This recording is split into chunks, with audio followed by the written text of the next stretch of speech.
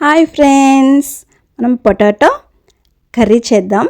ఎప్పుడూ ఒకేలా కాకుండా ఈరోజు మనం కొబ్బరి వేసి పొటాటో కర్రీ అనేది తయారు చేద్దాం. ఆనియన్స్ కట్ చేసుకుని ఈ రకంగా ఫ్రై చేసుకుందాం. పచ్చిమిర్చి అవి ఫ్రై చేసుకుందాం.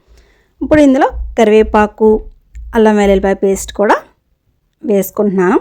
ఇది కొంచెం ఫ్రై అవ్వాలి. బాగా ఫ్రై అయిన తర్వాత అల్లం పేస్ట్ అనేది పచ్చివాసన పోయిన తర్వాత మనం పొటాటో నేను ముందుగానే కట్ చేసుకుని పెట్టుకున్నాను. అవి పొటాటో కూడా యాడ్ చేసేద్దాం.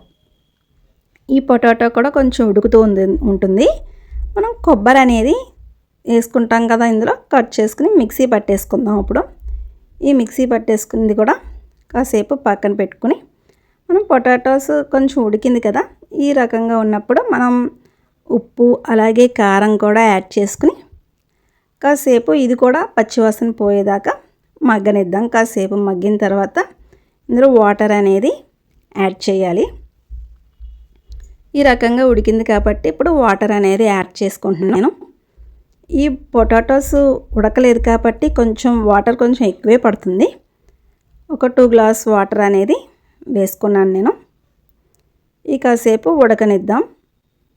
మన ఛానల్ కానీ ఎవరైనా సబ్స్క్రైబ్ చేయకపోతే సబ్స్క్రైబ్ చేయండి, లైక్ చేయండి, షేర్ చేయండి. కొబ్బరి అనేది యాడ్ చేసేసుకుంటున్నాను. కొబ్బరి కూడా వేసి కాసేపు ఉడకనిద్దాం. మూత పెట్టి కాసేపు ఒక 10 మినిట్స్ ఉడకనిద్దాం.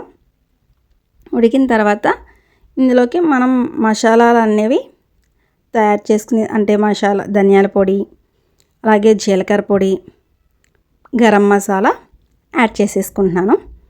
చాలా అంటే చాలా టేస్ట్గా ఉంటుంది పొటాటో కర్రీ అనేది. మొత్తం వాటర్ అనేది లేకుండా కాసేపు బాగా ఉడికిపోవాలి.